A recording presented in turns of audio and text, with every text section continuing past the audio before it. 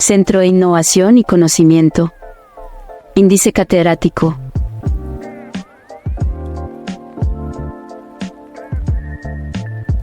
Y de Educación en Salud. Cordial saludo a todos. Desde el Centro de Innovación y Conocimiento Índice Catedrático y de Educación en Salud, nos alegra profundamente darle la bienvenida a este espacio de desarrollo profesional y personal.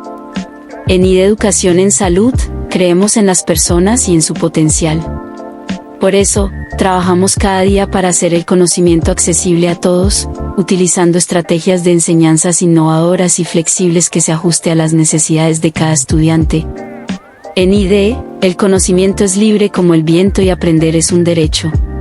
Iniciamos la capacitación de hoy, con la participación del docente Pedro Campos Ayala, enfermero egresado de la Universidad de San Gil.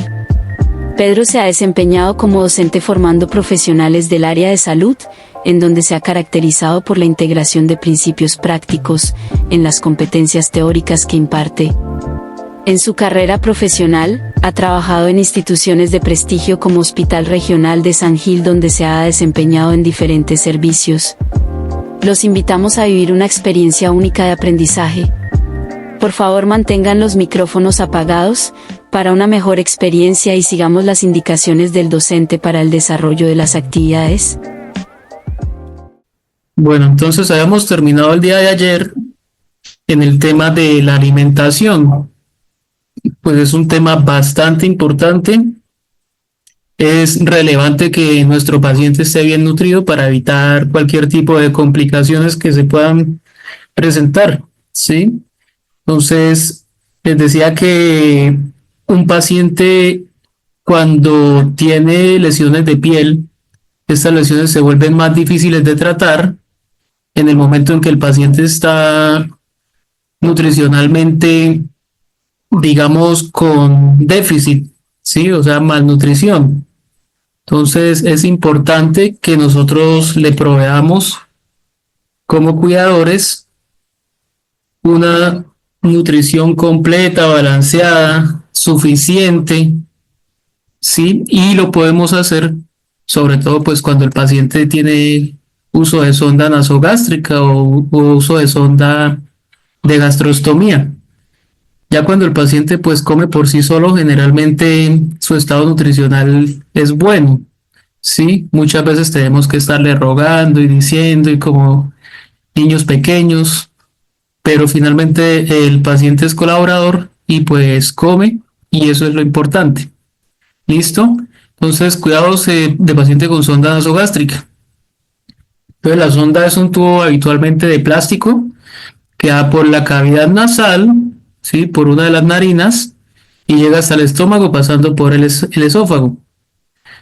La técnica es realizada por una enfermera, un enfermero profesional, en algunos casos lo puede hacer un auxiliar de enfermería que esté debidamente entrenado. ¿Para qué sirve el procedimiento? Entonces, para nutrición enteral, para sospecha de hemorragias digestivas altas, para lavado gástrico, otros terapéuticos, prevenir la distensión del estómago, tomar muestras del contenido gástrico, administrar alimentos y o medicamentos. En este caso, pues, solamente lo vamos a usar si es en casa para administrar alimentación o medicamentos al paciente. ¿Listo? Hay varios tipos de sondas. Está la Levin, la Dokov, la Salem Somp. Entonces, eso depende de qué tipo de sonda le vamos a colocar al paciente. Generalmente, en casa se usa la sonda Levin, ¿sí? O la tipo Salem. Los materiales de sonda son silicona, hay en PVC, en poliuretano o en teflón. Y pues depende también como tal el uso que le vaya a dar el especialista. Entonces, cuando la sonda es nasogástrica, que es como la más común, la vamos a utilizar únicamente para alimentación y para administrar medicamentos. Importante, hay que saber fijar la sonda. Entonces, si vemos aquí, tenemos un fijador que es adhesivo y tiene forma como de pantalón. Una de las mangas del pantalón iría alrededor de la sonda y la otra manga alrededor, pero en sentido contrario. Entonces una gira para un lado y la otra gira para el otro. Esa es una de las formas de fijar. Sin embargo, pues hay otras formas. Ahorita vamos a ver un video. Los cuidados de la sonda nasogástrica, entonces, realizar el aseo de las cavidades cada 4 horas o cada vez que se necesite. Hay que lubricar esa parte, ¿sí? Donde va la salida de la sonda en la nariz. Hay que rotar, entonces es girarla, no sacarla de la cavidad como tal, sino girarla, rotarla. Cambiar la fijación, entonces si la tengo fijada hacia la parte de abajo, pues la puedo mover hacia un lado, hacia el otro, de tal manera que no todo el tiempo permanezca en el mismo lugar. Y cuando la sonda esté indicada caída libre, aspirar cada 4 o 6 horas o según la referencia médica, medir el contenido drenando cada 24 horas, se pinza por 30 minutos y se ha utilizado para administrar medicamentos o alimentos. Generalmente cuando es en casa, la tenemos es conectada a una jeringa, ¿sí? Y la idea es pues que ahí mantenga también la permeabilidad y permeabilizarla después de administrar alimentos o medicamentos, ¿sí? Más o menos con 30 o 40 centímetros de agua hervida, ¿sí? Recordemos que un pacientico en un estado de cama, pues no tiene tan buenas defensas como una persona que tiene una vida cotidiana normal. Entonces hay que tener un poco más cuidado con el tema del agua que estamos usando. Para tener en cuenta, cuando alimentamos al paciente debe estar en una posición Fowler o semi-Fowler. Se cambia la tela adhesiva, micropore, lo que le estemos colocando para sujetar la sonda cada 12 horas, cada 24 horas. También depende de qué tanto el paciente sude. Si el paciente suda mucho y esto se ve ya pegajoso, entonces hacemos es retirarle la fijación que tiene, limpiarle y volvérsela a colocar. Se hace aseo de la cavidad nasal y oral cada 12 horas. Se administra la nutrición según las indicaciones del nutricionista. Se mantiene la nutrición en refrigerador si se ha destapado. Digamos, hay nutriciones que duran para 2 tomas. Entonces, si es para 2 tomas, retiramos la primera parte, la refrigeramos y después la segunda parte. La segunda parte, si está muy fría, la podemos calentar al baño de María para que quede solamente a temperatura ambiente. Se verifica permeabilidad de la sonda y evitar también los labios secos aplicando vaselina. Este que vemos aquí es un fijador de sonda nasogástrica, pues que lo venden en el mercado. Sale bastante costoso y pues nosotros lo podemos hacer de una manera práctica. Vamos a ver aquí un video. Hay varias maneras de fijar. Aquí en el video hay una manera diferente como la que les expliqué. Fijación de la sonda de nutrición, sonda nasal. Para realizarlo en casa, tenga listos los siguientes insumos: cinta antialérgica y tijeras. Realice los cortes de cinta antialérgica de la siguiente manera. Corte una tira que mide un poco más que su dedo índice. Córtela nuevamente a lo largo, un poco menos de la mitad de su anchura, y el restante lo divide en 3 partes iguales.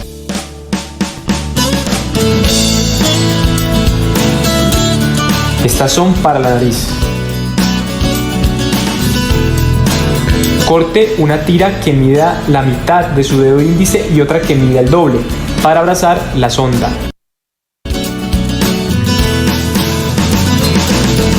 Finalmente, otra tira parecida a la primera que partirá a lo largo en 2 pedazos para la mejilla.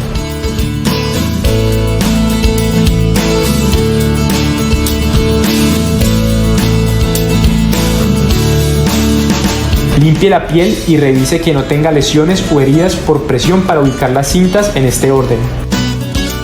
Una de las 3 partes iguales de base.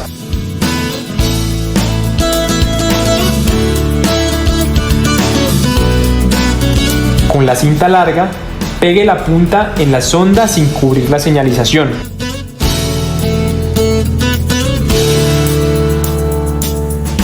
Dele 3 vueltas y dóblela sobre el adhesivo.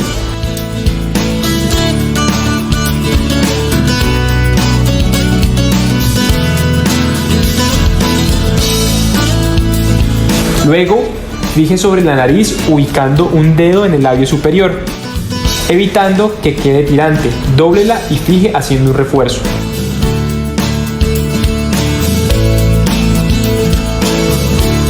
En la mejilla, ponga la cinta de base y ubique la sonda de forma plana sobre la mejilla direccionada hacia el lóbulo de la oreja.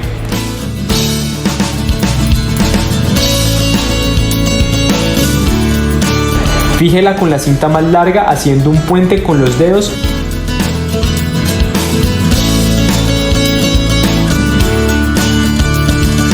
y ponga refuerzos a cada lado de este.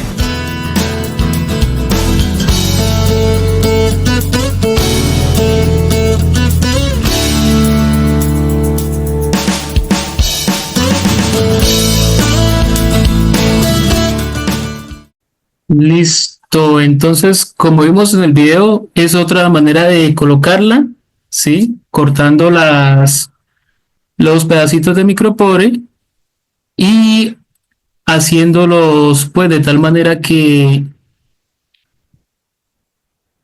quedan diferentes a como están acá. Si se fijan, aquí tiene como forma de pantaloncito, en el otro pues cortamos las tiritas, las fijamos a la sonda y las pegamos también sobre la nariz. Lo importante es que de cualquier manera hagamos ese ejercicio de la fijación. Obviamente si no fijamos bien se puede salir la sonda y pues eso ya se va a convertir en una urgencia médica. Hay que sacar el paciente de la casa, llevarlo a urgencias, que en urgencias una enfermera nuevamente le pase la sonda al paciente, le vamos a generar malestar al paciente. Entonces pues acarrea bastantes cosas por hacer en caso tal. Listo, ahora vamos a ver los cuidados al paciente con sonda vesical. Entonces sonda nasogástrica llega hasta acá, muy fácil. Es solamente hacer o estar súper pendientes de la fijación, de la limpieza, la alimentación y el paso de medicamentos por la sonda. Cuidados de paciente con sonda vesical. Entonces, ¿para qué es o qué es? Es la inserción de un tubo en la vejiga a través de la uretra, facilitando el drenaje de orina cuando la micción natural es imposible. Entonces, cuando el paciente no puede orinar por sí solo, hay que pasarle una sondita vesical y esta le va a ayudar a eliminar la orina que hay en la vejiga. Entonces, son pacientes que los esfínteres vesicales no funcionan como deben ser y por ende requiere el paso de la sonda. Espérame un segundito, no sé por qué pasó acá.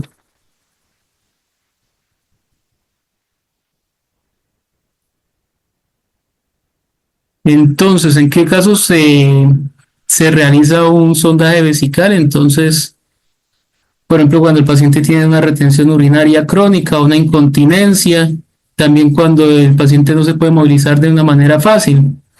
En ese caso, pues al paciente hay dos opciones. Uno, dejarle una sonda permanente, ¿sí? Se cambia cada 15 días. O la otra es una sonda intermitente. Se le hace el procedimiento de pasarle la sonda al paciente aproximadamente 4 veces en el día para desocuparle la vejiga. Esto pues le va a mejorar la calidad de vida al paciente, va a evitar complicaciones por retención urinaria y permite pues también mayor independencia y comodidad al paciente. Aquí vemos entonces, esta es una vejiga urinaria. Aquí está la sonda. A ver, espérame un segundito, que es que esto no me deja ver. Y esta es la bolsa de drenaje, ¿listo? Esto pues comúnmente le llamamos Cistoflow. La sonda es una sonda tipo Foley, ya la vamos a ver. Y el Cistoflow es la bolsa de drenaje. Si vemos aquí tiene una llave, por ahí es por donde se desocupa cada vez que se está llenando. Entonces les decía, hay una sonda intermitente, se inserta para drenar la vejiga y se deja inmediatamente, se retira inmediatamente. Es ideal para un vaciado programado, lo que les decía, cada 6 horas podemos hacer el procedimiento, desocuparle la vejiga al paciente y de esta manera pues vamos a evitar complicaciones. Permanente como la tipo Foley, permanece en la vejiga durante un tiempo prolongado, tiene un balón inflable para evitar que se salga. Entonces si vemos acá, hay un balón aquí, esto es inflable y pues esto va a evitar que la sonda se salga de la vejiga. Y acá pues vemos cómo queda el balón inflado dentro de la vejiga. Hay una que tiene 2 lúmenes o luces y hay otra que tiene 3 luces. Las que se usan en casa son de 2 luces. Listo, el material puede ser de látex o de silicona. Y hay otra que se llama sonda suprapúbica o sonda de cistostomía. Entonces ella se hace una incisión abdominal y lo que hace es unir la vejiga hacia el exterior a partir de esa incisión. Entonces por esa incisión se pasa la sonda y se usa una sonda de este mismo tipo, una sonda tipo Foley. Y se utiliza cuando hay una obstrucción en la uretra. Entonces si el paciente tiene una obstrucción en la uretra por cualquiera que sea la causa, se le pasa tipo suprapúbico. Casi siempre este tipo de procedimientos se hacen en hombres, ¿sí? Hombres que han de pronto tenido problema de próstata, donde se ha inflamado tanto que hace una obstrucción en la uretra.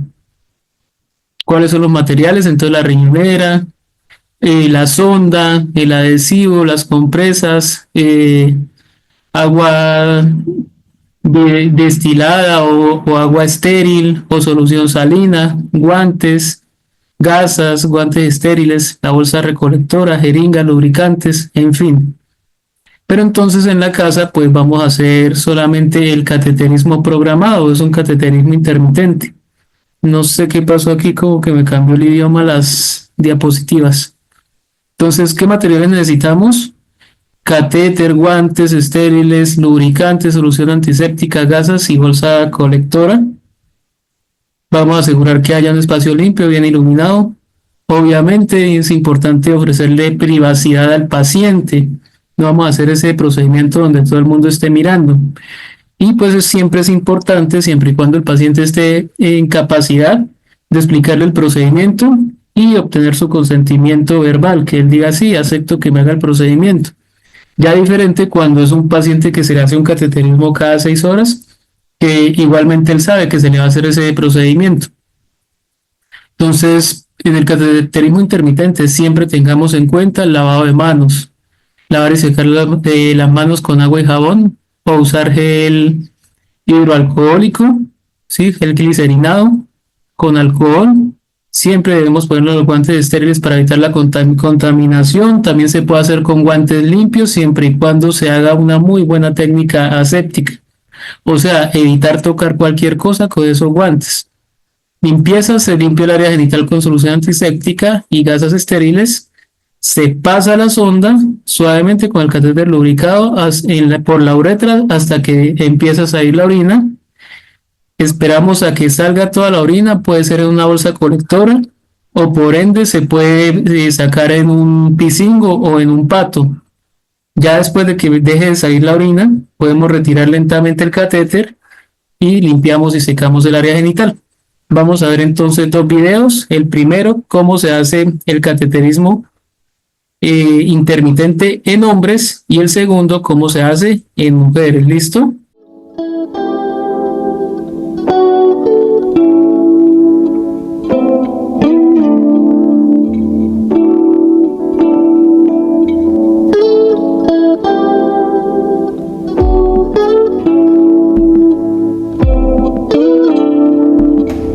Hola, el objetivo de este vídeo es acercarnos a la técnica del cateterismo vesical intermitente en hombres, sus indicaciones, técnica de inserción y puntos clave a tener en cuenta. El cateterismo vesical intermitente es una técnica invasiva y aséptica que consiste en la introducción de una sonda hasta la vejiga a través del meato uretral con el fin de establecer una vía de drenaje temporal e intermitente con fines diagnósticos y o terapéuticos. Es una técnica fácil, siendo el método de elección en la reeducación vesical, es decir, el vaciado completo de la vejiga cuando no hay micción o hay residuos posmiccionales elevados, y en el vaciado vesical puntual en casos de retención urinaria. Otras indicaciones que nos encontramos son recogida de muestras estériles, administración de fármacos con fines exploratorios o terapéuticos, manejo de la vejiga neurógena, dilatación uretral, urostomías continentes e instilaciones vesicales.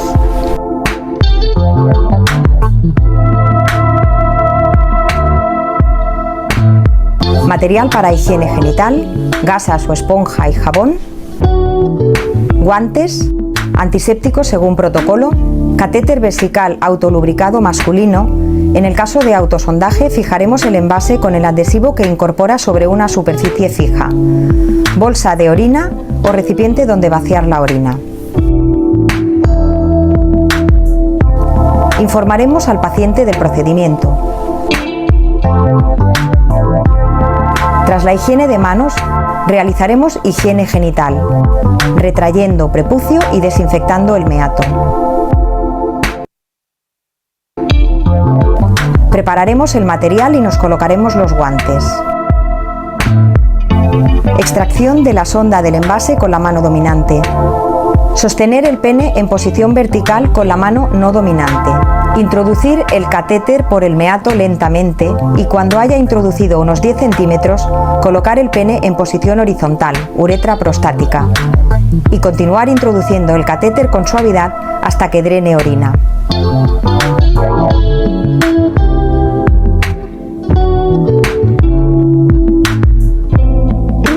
Cuando finalice el drenaje de la orina, retirar el catéter lentamente y con suavidad, observando que continuará drenando una pequeña cantidad de orina. Cuando ésta finalice, se podrá desechar. En caso de autocateterismo realizado por el paciente, la técnica de elección será el cateterismo intermitente limpio. Usar sondas autolubricadas de un solo uso con sistema no tocar en la medida de lo posible. La frecuencia del sondaje dependerá del residuo posmiccional. Aunque habitualmente se realiza cada 6 horas aproximadamente, si el residuo es superior a 500 centímetros cúbicos, se deberá aumentar el número de sondajes. Se requiere de un programa de adiestramiento progresivo y de seguimiento eficaz que precisa capacitación y máxima adherencia para preservar la función renal y garantizar el máximo nivel de calidad de vida.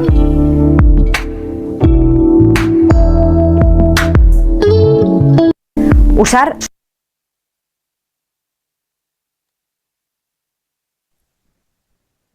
Bueno, entonces aquí vemos, por ejemplo, este tipo de sonda. Generalmente las sondas que están autorizando las EPS no tienen este protector, el protector que dice la enfermera ahí de no tocar. Entonces, cuando no tienen este tipo de protección, hay que hacerlo con guante estéril. Cuando tienen si ven, los guantes que ya tienen son guantes normales, no son estériles. Pero porque tiene este dispositivo donde pues uno no va a manipular esta parte de la sonda, la parte transparente, que es la que pasa por dentro de la uretra. ¿Listo? En ese caso se puede utilizar guante limpio, perdón. Y ahora vamos a ver el procedimiento, cómo se hace en una mujer.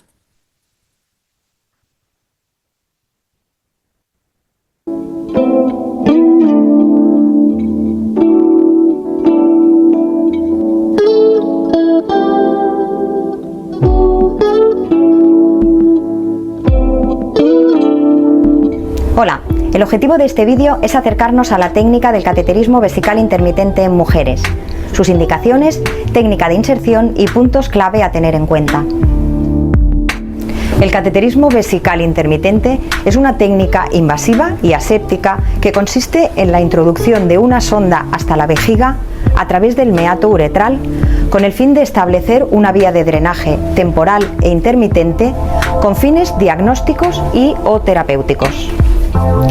Es una técnica fácil, siendo el método de elección en la reeducación vesical, es decir, el vaciado completo de la vejiga cuando no hay micción o hay residuos posmicionales elevados, y en el vaciado vesical puntual en casos de retención urinaria.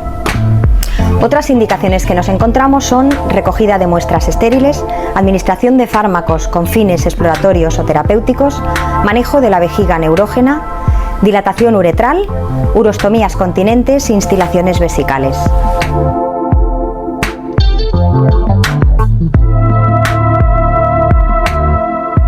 Material para higiene genital, guantes, antiséptico según protocolo, catéter vesical autolubricado femenino En el caso de autosondaje, fijaremos el envase con el adhesivo que incorpora sobre una superficie fija y bolsa de orina o recipiente donde vaciar la orina.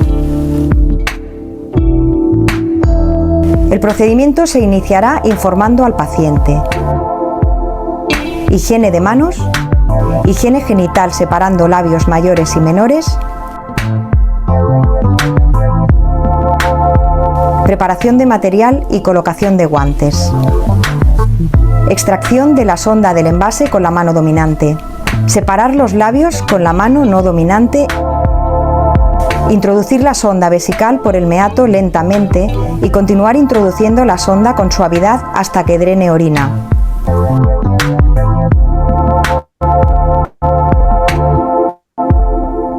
Si es un autosondaje, se puede ayudar de un espejo para localizar el meato. Cuando finalice el drenaje de la orina, retirar el catéter lentamente y con suavidad, observando que continuará drenando una pequeña cantidad de orina. Cuando ésta finalice, se podrá desechar. En caso de autocateterismo realizado por el paciente, la técnica de elección será el cateterismo intermitente limpio. La frecuencia del sondaje dependerá del residuo posmiccional.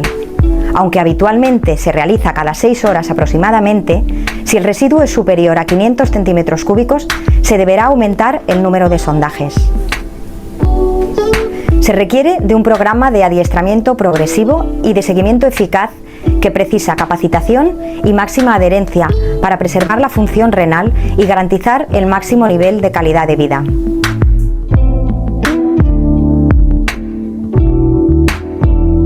Ayudar de un espejo para localizar el... Bueno, en este caso, en el sondaje vesical femenino, entonces hay que tener en cuenta que hay 2 orificios.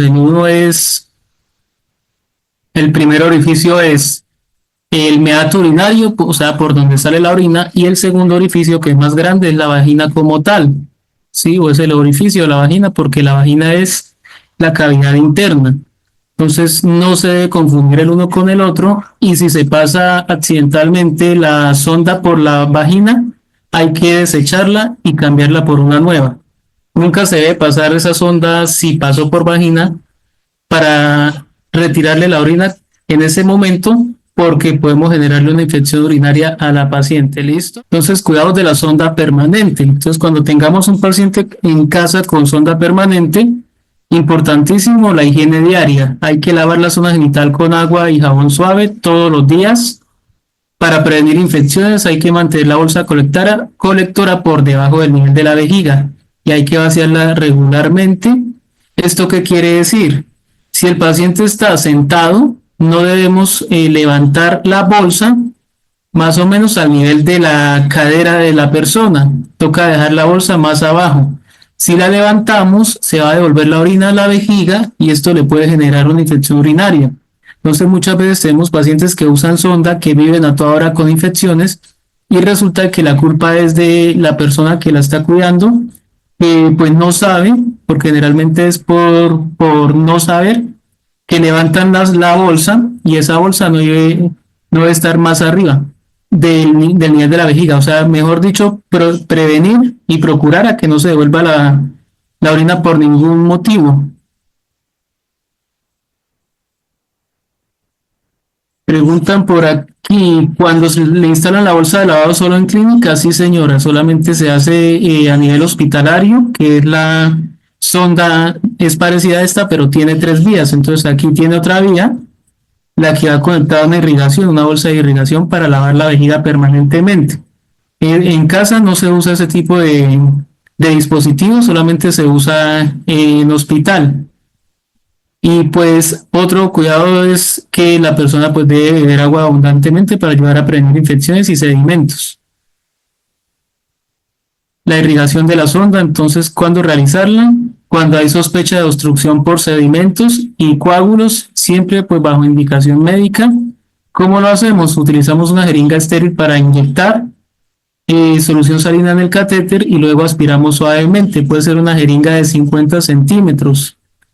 Cuando la irrigación se hace forzadamente, entonces Si hay resistencia, debemos consultar al médico y pues igual hay que usar técnica estéril, o sea, se usa una jeringa nueva, ¿sí? Se desempata aquí en este ladito, se limpia con alcohol, puede ser, o con yopovidona solución, o con clorexidina solución también, y agarramos con una mano, con la no dominante y con la dominante, entonces empatamos la jeringa y le pasamos por aquí la solución salina. La idea es que si hay algo obstruyendo la sonda, esto pues la desobstruya, ¿sí? Se destape. Preguntan acá, ¿en casa se cuantifica la orina? Pues depende, si hay orden médica se cuantifica o al menos se anota para tener un promedio diario. Entonces nosotros en promedio diariamente un adulto estaría orinando más o menos entre unos 1.500 a 2.000 centímetros de orina. ¿Cuáles son los problemas comunes de solución? Entonces, la obstrucción, pues entonces ya sabemos cómo irrigar, pero si persiste hay que pasar por el médico. Fugas, si hay fugas, verificar que el catéter esté bien insertado, asegurar que la bolsa no esté demasiado llena, ¿sí? Entonces, a veces es fuga, pero por la pared de la uretra, sobre todo se ve en las uretras masculinas o en uretras femeninas cuando ya llevan demasiado tiempo usando sonda. Entonces, se sale por la pared de la sonda la orina del paciente. Y en infecciones, pues ahí sí hay que consultar sí o sí al médico para buscar pues una antibiótico terapia y pues hay que también mantener buena higiene y tomar bastante agua. La orina pues debe verse como en esta bolsa es una bolsa de drenaje, una orina pues color normal, un color ámbar. Si se ve rojiza, si se ve color, le llamamos nosotros color gaseosa colombiana, es un signo malo, entonces hay que indicarle, llevar al paciente para que un médico lo revise. ¿Cuáles son los signos de alarma? Entonces, fiebre, dolor, una orina turbia, sangrado. Ante estos signos, pues hay que buscar atención médica de urgencia y pueden estar indicando que hay una infección grave o una complicación que requiere un tratamiento inmediato. Entonces no podemos pues pecar por, digamos, por confianza, sino que cuando vemos signos de alarma inmediatamente debemos acudir al médico. ¿Listo? Ahora vamos a ver el siguiente tema, cuidados pacientes con colostomía. Entonces una colostomía es una cirugía donde se abre por la pared abdominal una pequeña incisión y se conecta ahí directamente al colon por medio de un estoma. Entonces el hueco como tal, la abertura se llama estoma. También se puede hacer en el ileo o en diferentes partes del colon. Entonces ya después de la cirugía, al estar conectado el colon hacia el exterior por medio del estoma, ya las heces no van a salir por el ano, sino que van a salir por ese estoma. Entonces queda un hueco, ¿sí? O un estoma, se llama, en la pared abdominal. ¿Qué enfermedades pueden originar una derivación intestinal? Entonces, generalmente son enfermedades que vienen cursando una persona, por ejemplo, un cáncer, una obstrucción intestinal, unos pólipos, una cirugía de colon, ¿sí? En fin, son diferentes tipos de enfermedades que el paciente pues padece y por ende requiere este tipo de cirugías. Entonces, ¿cuáles son los cuidados de enfermería del paciente con derivaciones intestinales? El cuidado del estoma. Un estoma se ve más o menos así como lo vemos en la foto. Por este huequito es que sale la materia fecal. Sí, entonces se valora el estoma, el tamaño, 20, 30, 40, 50, 60, 70 milímetros. Sí, o sea, 2, 3, 4, 5, 6, 7 centímetros. El color debe ser rojo, pálido, rojo oscuro, gris, negruzco. Bueno, entonces uno revisa el color. El color normal es así, más o menos. Un color pues rojo, no tan, más o menos como rosado, sí. La mucosa debe estar húmeda y pues vamos a mirar si está húmeda o está brillante, edematosa, o sea, muy roja o desgarrada, sí, está sangrando. Entonces es importante mirar. Hay que tener en cuenta que el paciente recién operado pues es diferente hasta que no cicatrice bien. Aquí vemos uno que todavía tiene puntos, aquí también hay puntos y aquí ya no hay puntos de sutura. El paciente está totalmente cicatrizado. Sí, vamos a mirar si la elevación es normal, alineada, retraída o prolapsada. Aquí vemos una un poco retraída, esta es una un poco más normal. Sí, la unión mucocutánea, si está intacta o separada. Aquí en las tres fotos vemos que la piel al lado de los puntos está normalita. Sin embargo, estos rojitos es porque se sale la materia fecal y quema la piel. Entonces la piel peridiacional, igual que el resto de la piel, debe estar de la misma manera. Entonces aquí vemos lo que les decía, una pequeña ulceración, es muy pequeña, pero pues se da debido a que se sale el contenido. Esta la vemos un poco más sana. Sí, la boca estomal, hay que mirar si hay una o dos bocas ostomales. Siempre, generalmente, una de las dos es funcional y la otra no. Entonces hay que mirar eso. Sin embargo, casi siempre son de este tipo, una sola. Entonces hay que tener en cuenta en los cuidados del estómago que el estómago no es una herida no es una herida. Este está eritematoso, este es el normal, ¿sí? Y aquí pues está la barrera, pero no es una herida. ¿Qué quiere decir? Que no lo vamos a tratar con curación, sino que lo vamos a hacer con limpieza. Entonces, sencillamente lo que necesitamos es coger unos pañitos húmedos, limpiar muy bien, secar luego, pero no con papel higiénico porque quedan residuos, ¿sí? Pueden ser con gasitas o con pañitos, pero ya secos, y dejar toda la superficie totalmente limpia como acá. Siempre van a quedar restos de materia fecal, es normal, como vemos acá, antes de colocar la barrera. Esto se llama una barrera de colostomía. Los toques deben ser suaves, no hay que hacerlos con fuerza porque esto sangra muy fácilmente. Entonces, tenemos las barreras. Por ejemplo, hay unas barreras que traen medidores. Entonces, aquí está un medidor según el tamaño del estómago y según ese medidor, pues lo que hacemos es abrirle el hueco a la barrera. ¿Sí? Cogemos, entonces limpiamos muy bien y colocamos la barrera. Ahorita vamos a ver los tipos de barrera. Entonces, ¿cuáles son los dispositivos que usamos? Las bolsas, que son cerradas, abiertas o con grifo. O sea que tienen una llavecita para abrir y cerrar. Esas de grifo son de ileostomías y pues el desecho siempre va a ser líquido. Las otras pues van a ser semisólidos, entonces no requieren grifos, sino que pueden ser abiertas o cerradas.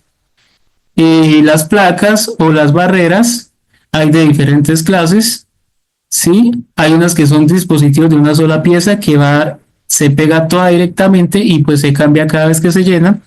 Hay otras que son de dos piezas. Esta, por ejemplo, son de dos piezas. Esta es una pieza y esta es la barrera, que es la otra pieza. Una empata en la otra.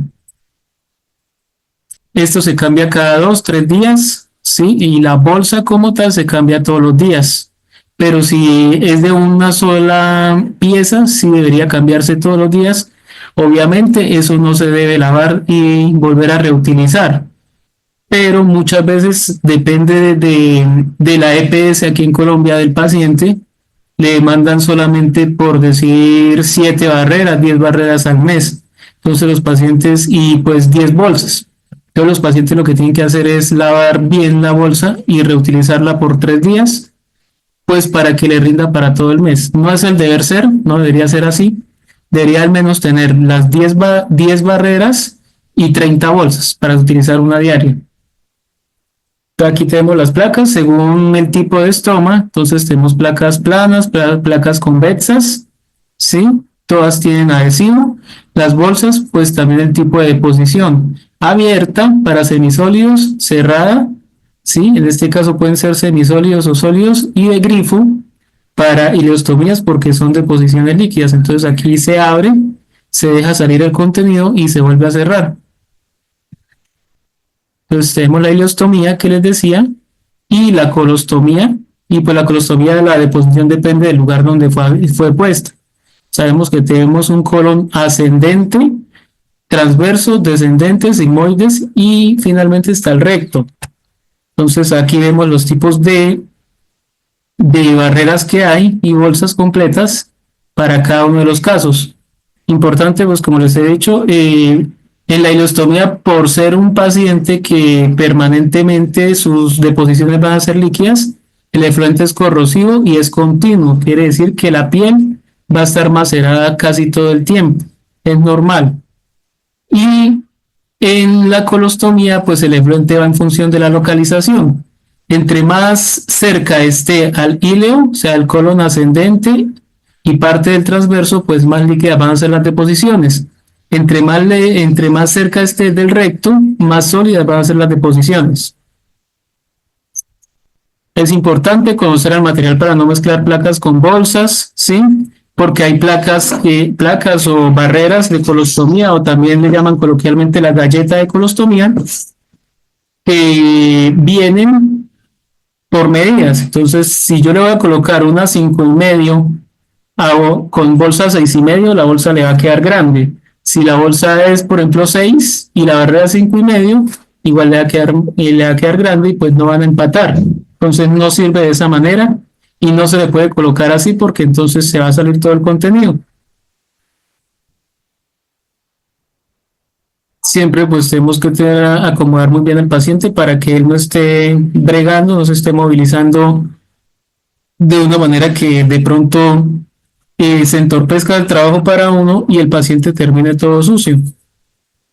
Aquí están los accesorios, tenemos una pasta especial, tenemos un talco especial, ¿sí? Y tenemos diferentes maneras de poderlo hacer. Aquí vemos un abdomen, por ejemplo, de una paciente que tiene un abdomen distendido, ¿sí?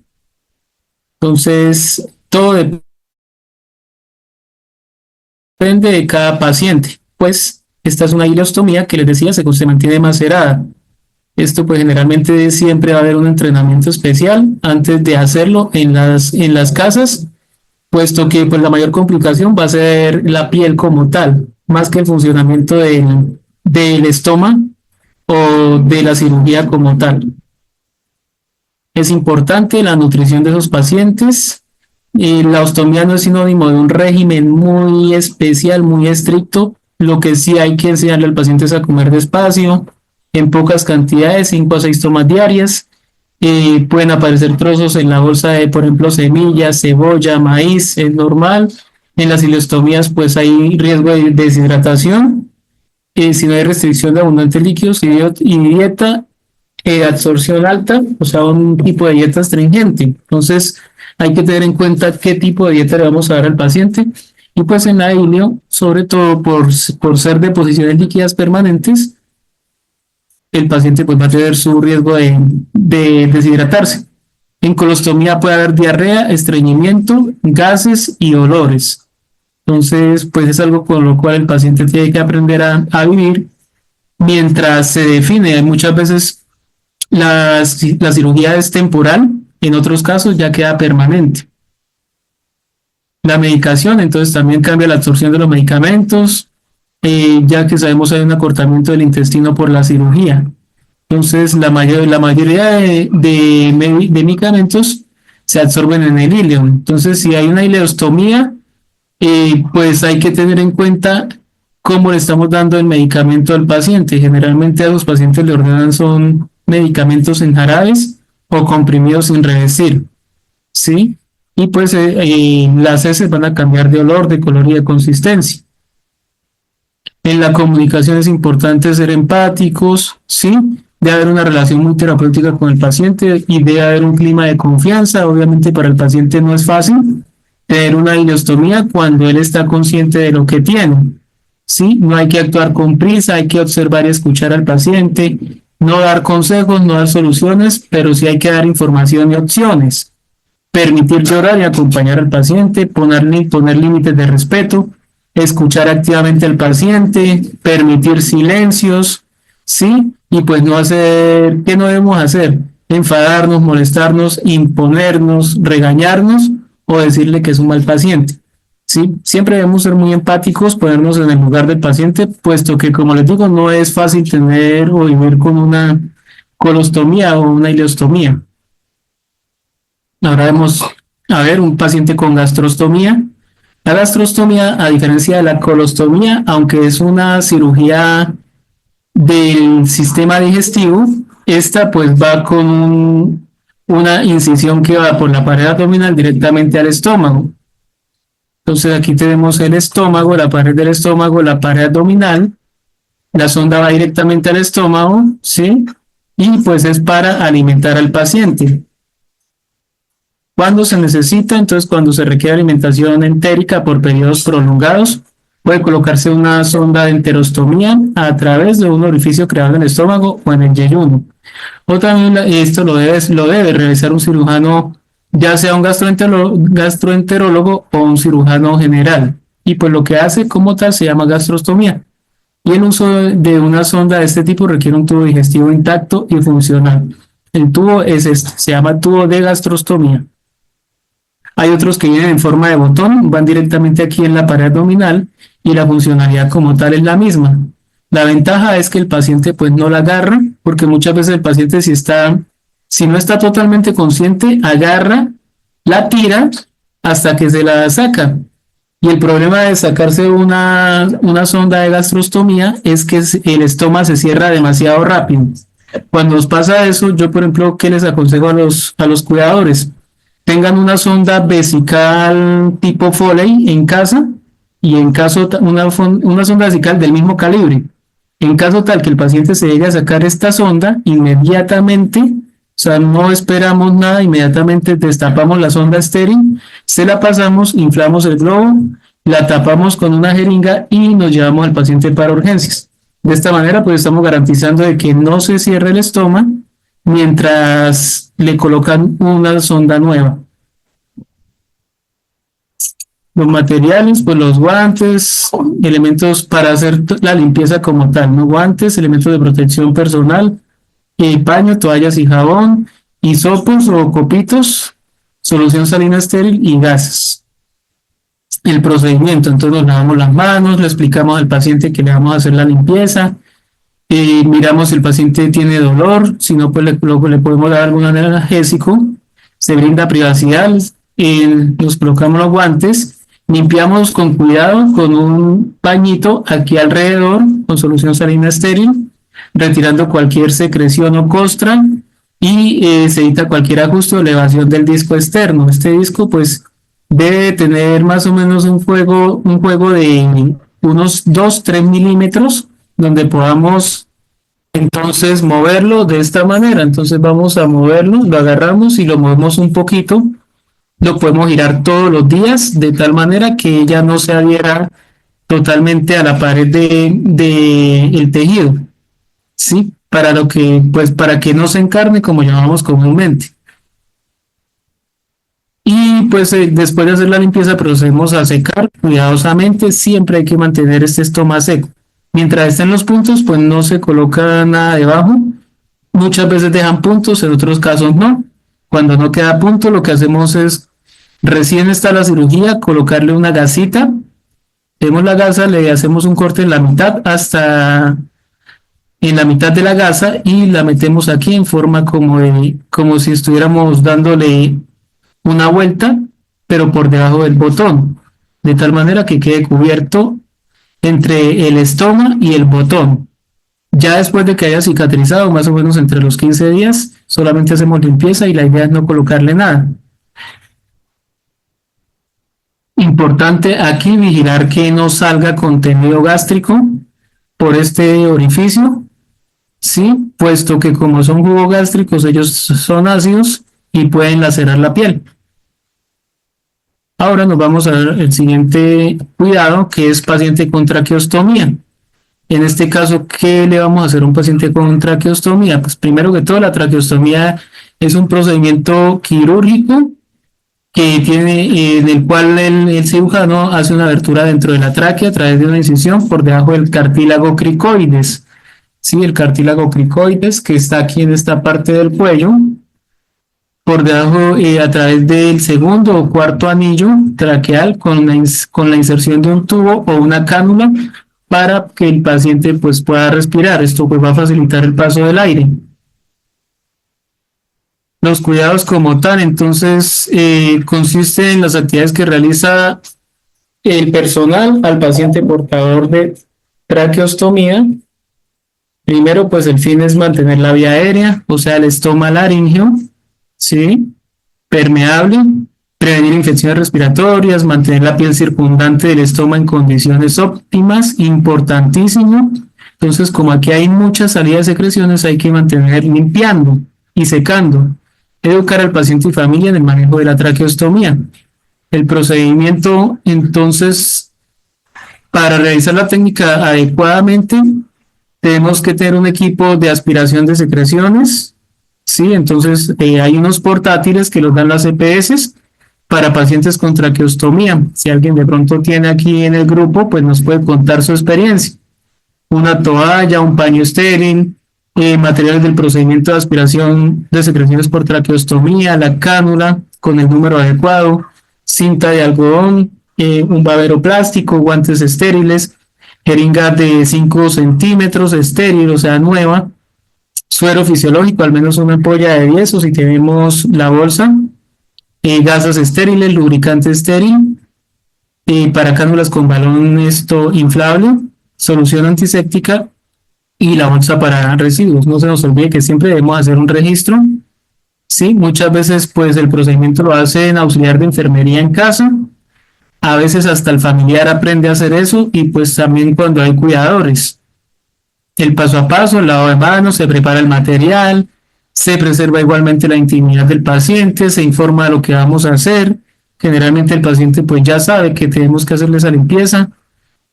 Y vamos diciéndole, bueno, para que el paciente se comunique con nosotros lo va a hacer por medio de señas. Entonces, por ejemplo, levanta un dedo si se siente bien, 2 dedos si siente dolor. Le solicitamos la colaboración al paciente y al familiar, uso de guantes, se hace el procedimiento de aspiración de secreciones si es necesario. Muchas veces el paciente pues no requiere aspirar, entonces se omite ese paso. Si se hace la aspiración de secreciones se debe hacer bajo técnica estéril. ¿Sí? Entonces, ¿qué hacemos? Retiramos la cánula sucia, el material sucio, limpiamos muy bien, ¿sí? Y luego pues nos colocamos los guantes estériles, insertamos una cánula nueva, limpia, manteniendo la porción curva hacia abajo. Bueno, eso siempre y cuando las EPS lo autoricen. Muchas veces el paciente dura muchos días con una cánula, pues la misma de siempre porque no le han autorizado más cánulas, ¿sí? El deber ser sería que se cambiara al menos una vez al día, o al menos tener una de repuesto y se van esterilizando todos los días. Pero pues lamentablemente no pasa esto por acá. Después pues finalmente de canular nuevamente al paciente, hay que coger una cinta, se puede usar cinta de tela y se ajusta por cada una de las puntas de la cánula, de tal manera que no queden tan ajustadas, pero que tampoco quede tan suelta para que el paciente no se decanule. Y después pues se desecha todo el material que se utilizó. Entonces lo que les decía, consideraciones oportunas, técnica estéril, al igual que en todas las intervenciones de la vía respiratoria, el cuidado de traqueostomía se hace bajo técnica estéril. El paciente, es importante que el paciente o los cuidadores tengan recomendaciones sobre el cuidado de la cánula, el estoma, en cuanto a la higiene personal, en cuanto a su sexualidad, el cuidado de urgencia y los métodos de rehabilitación del habla. Entonces, para que el paciente pues tenga en cuenta que puede tener una vida prácticamente normal. Alguien preguntaba acerca del control de líquidos. Entonces son los registros de ingesta eliminados y cálculo de gasto urinario. ¿Sí? Entonces, en un control de líquidos generalmente pues vamos a mirar qué le estamos colocando al paciente o cuánto le estamos dando en líquido y si está eliminando lo suficiente. En casa pues no es tan necesario hacer un balance tan, digamos, tan estricto, pero sí al menos tener en cuenta que si yo le doy al paciente, por ejemplo, un caldo bien aguado con poca papa, más o menos era medio litro, 500 centímetros.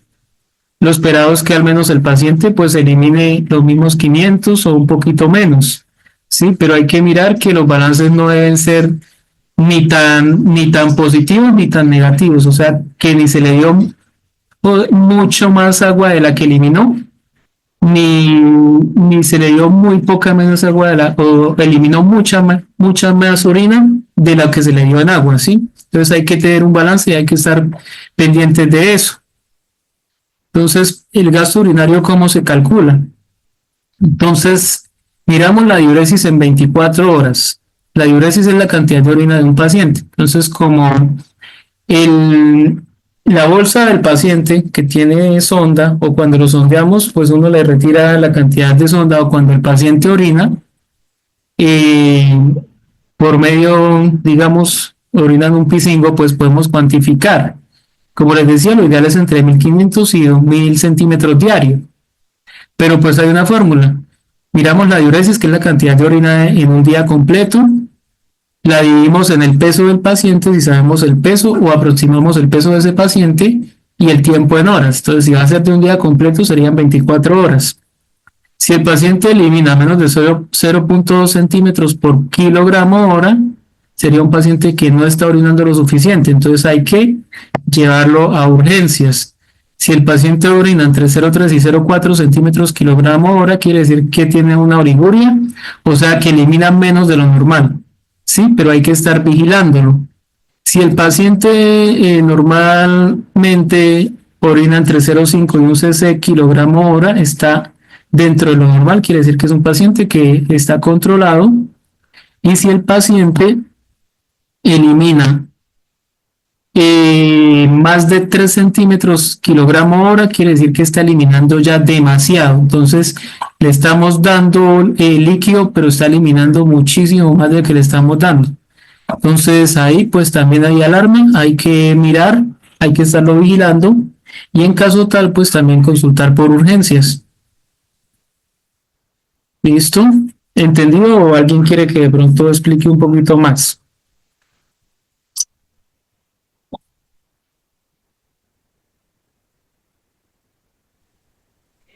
Profe, cuando se colocan bolsas, por ejemplo, cuando tienen operaciones de páncreas, o sea, está la herida recién hecha y a mi paciente le colocaron una bolsa arriba y una bolsa abajo, parecía al osteoma, pero no era de cambiar. Esas bolsas, ¿cada cuánto se cambian? Es una bolsa tal vez de drenaje, creo yo, ¿cierto? Sí, para Entonces, recoger el líquido que sale de adentro. esa bolsa, pues, si en un día completo se llenó muy rápido, pues en un día, en 12 horas, si se llenó, todo se cambia. Si no se llenó, pues cada 12 horas se cambia antes de entregar el turno. Si me va a entender, entonces, digamos, si antes de terminar el turno drenó 300 centímetros, entonces usted retira y en su nota escribe paciente que eliminó durante las 12 horas 300 centímetros de drenaje de pancreotomía, o bueno, no sé qué fue lo que le hicieron exactamente. ¿Sí? Este, en el caso de que haya eliminado más de los 500, entonces pues retiramos cuando se haya llenado, que son 500, lo de la bolsa de suero, a no ser que sea con una bolsa tipo Cistoflo, sí, una bolsa de drenaje parecida al de la orina. Entonces pues ahí lo que hacemos es escribir cuánto eliminó y cuánto eliminó totalmente en las 12 horas. ¿Listo? Pero sí es importante porque cuando lo lleven al control médico, el médico lo primero que va a preguntar es cuánto está eliminando a diario, cuánto le está drenando por ahí por ese dreno. ¿Listo? Bueno, el siguiente tema es la oxigenoterapia y apoyo terapéutico en casa. Entonces aquí vemos un concentrador de oxígeno, se los presento. No sé si todos han visto los concentradores de oxígeno que dan las EPS.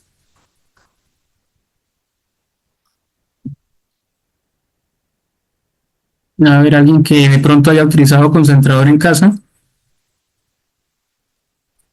Pues el concentrador que yo he utilizado es el que le coloco, por ejemplo, de 3 a 5 niveles. Siempre mantengo el oxígeno en 3 y solamente hace eso y cambiar el tarrito donde va el agua El agua, sí señora. y no más, solamente mantenerlo enchufado y eso Ujú. mantiene el agua en movimiento y hace que salga el oxígeno. Entonces es un paciente oxígeno requiriente de 24 horas, ¿cierto?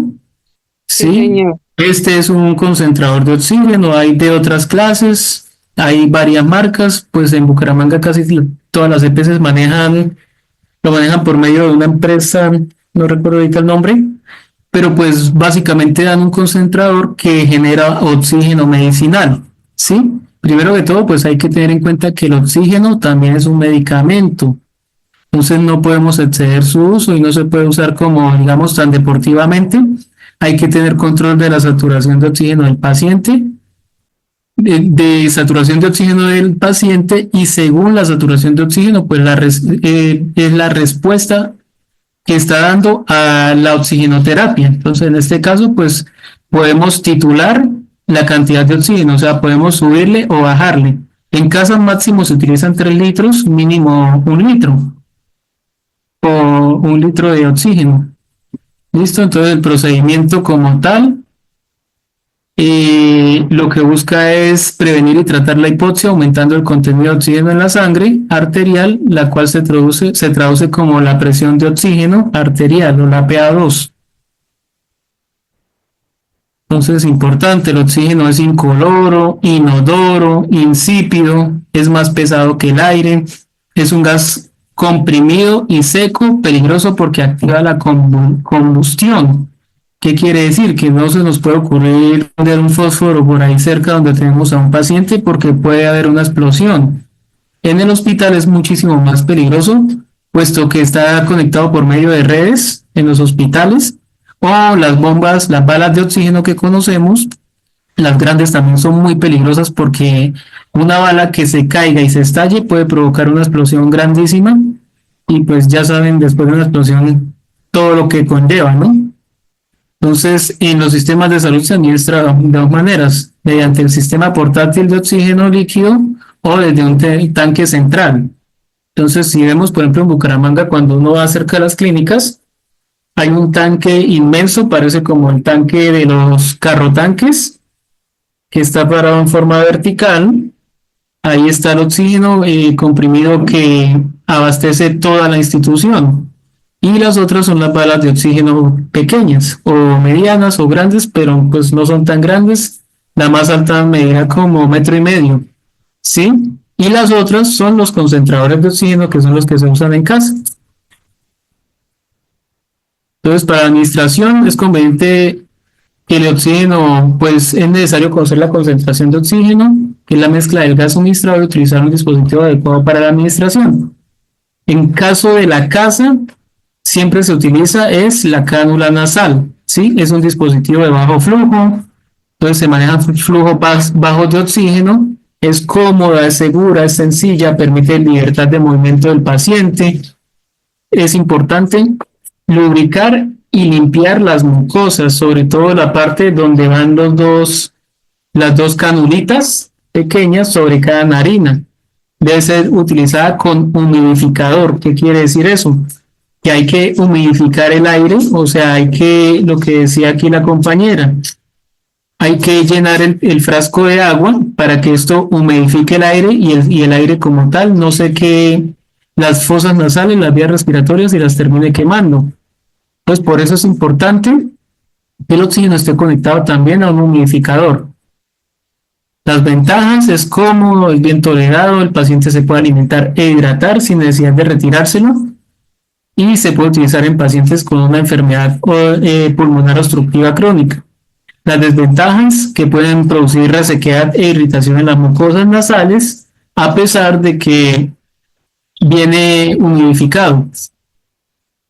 El flujo de oxígeno o la FiO2, fracción inspiratoria de oxígeno normal de todas las personas, o sea, todos en el ambiente cuando no usamos oxígeno, respiramos al 21%. ¿Qué le vamos a agregar al paciente cuando requiere oxígeno? Si le ponemos allá en el concentrador de oxígeno 1 litro por minuto, quiere decir que le estamos aumentando la FiO2 o la fracción inspiradora de oxígeno al 24%. 2 litros le estaríamos aumentando al 28% y 3 litros al 32%. Algunos concentradores llegan hasta los 5 litros, otros llegan hasta los 10 litros, pero en casa no es tan recomendable utilizar grandes cantidades de FiO2. Se manejan 24, 28 y 32%. Y pues vamos a ver la respuesta por medio del pulso oxímetro. Entonces, una pulsoximetría normal, ¿quién me dice de cuánto es? Un paciente, digamos que no sea poco. ¿Cómo? De 90 a 100 es el rango. De 92% a 100% es lo normal en una persona no epocosa. En un adulto normal que tenga EPOC de base, de 85% en adelante es normal, 90% ya es una ganancia. Y pues ellos ya llevan un tiempo, muchísimo tiempo viviendo con hipoxia, ¿sí? Y tienen incluso aumento de CO2 en la sangre, eso se llama hipercapnia permisiva, ¿sí? O sea que ya su cuerpo le permite mantener niveles también de CO2 en la sangre y pues el paciente vive así normal. Los que no sufrimos de eso, pues obviamente nos vamos a sentir mal, intoxicados, porque no es lo normal. Ellos, pues ya su cuerpo se acostumbra a eso y pues para ellos sí es normal. ¿Listo? Al igual que una saturación baja en un paciente que tiene POC de base, no es de preocuparse que mantenga unos niveles de saturación de 85 a 92. Eso es lo normal en ellos. ¿Listo?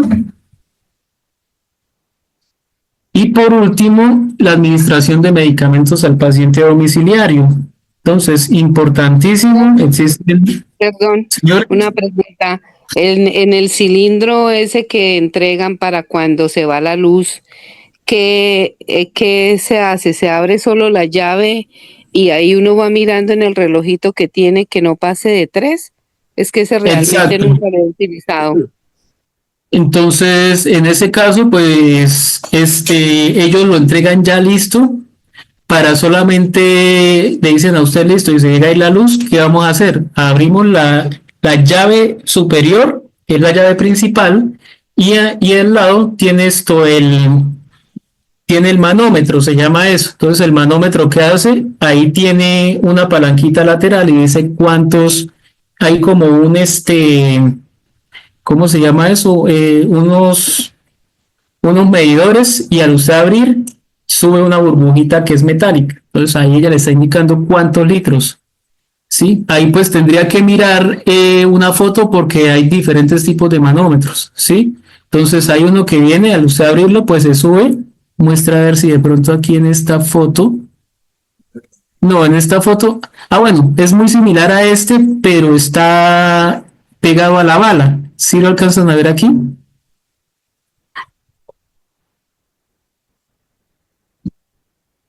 Entonces ahí lo que se hace es subir, o sea, se abre la llave y la llave abre al contrario de todas las llaves. Entonces lo que hacemos es abrirla un poquito y a medida que va subiendo la esferita que hay adentro, eso quiere indicar cuántos litros estoy dándole al paciente. Entonces obviamente máximo se sube a 3, ¿sí? A 3 litros. Mínimo pues 1 litro, eso depende de la saturación de oxígeno del paciente.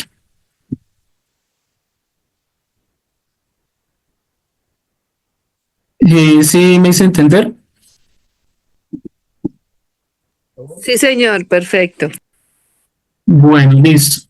Y para administración de medicamentos, entonces al paciente domiciliario, pues eso es un procedimiento bastante sencillo, pero pues requiere de concentración. Yo siempre he dicho, lo más delicado que hacemos en enfermería o en el cuidado de un paciente se llama administrar medicamentos, porque estamos administrando sustancias químicas que generan cambios en el metabolismo de la persona. Esas sustancias, cuando hay sobredosis, generan un estado de toxicidad, ¿sí? Y pues un estado de toxicidad y en una sobredosis, aparte de todo, pues generan también un resultado no deseado. Si el paciente tiene, por ejemplo, antihipertensivos, que son medicamentos para la tensión, y le doy más de la cuenta, el paciente se me intoxica y aparte de todo se le baja la presión muchísimo más de lo esperado. Si son medicamentos, por ejemplo, para dormir, ustedes saben, por ejemplo, que le dan la quetiapina a los pacientes. Si me paso de dosis, puedo a poner divinamente al paciente a dormir hasta 24 horas y más y no nos va a responder. Entonces hay que tener muchísimo cuidado con lo que le estamos dando al paciente y hay que documentar todo lo que hacemos, pues, para poder llevar un control y de pronto no equivocarnos. No estamos exentos a equivocarnos, pero pues para eso es la seguridad, ¿sí? Entonces vale más la seguridad que policía, dicen por ahí. Entonces, si yo tengo, por ejemplo, un libro, un cuaderno, donde yo documento por horas lo que le estoy dando al paciente, no va a haber riesgo ni va a haber errores en la administración de los medicamentos. ¿Listo? Entonces, hay formas farmacéuticas. Vamos a ver medicamentos sólidos, que casi siempre de todos los pacienticos en casa. Tenemos que comprimidos, cápsulas, grajeas, tabletas, granulados, en fin. Semisólidos que a veces pues usamos en los pacientes, sobre todo los usamos en el cuidado de la piel. Los geles, las pomadas, ungüentos, cremas, los líquidos.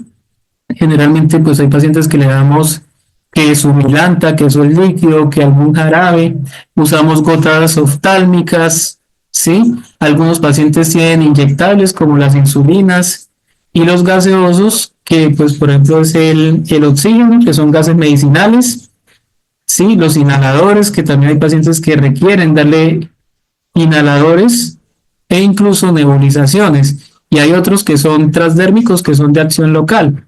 Entonces hay pacientes en casa que se le colocan parches de lidocaína, parches de fentanilo, en fin. Entonces es importante conocer muy bien el tipo de medicamento, la forma farmacéutica en que viene y cómo lo vamos a usar para poder evitar errores en la administración de esos medicamentos. ¿Cuáles son las vías de administración?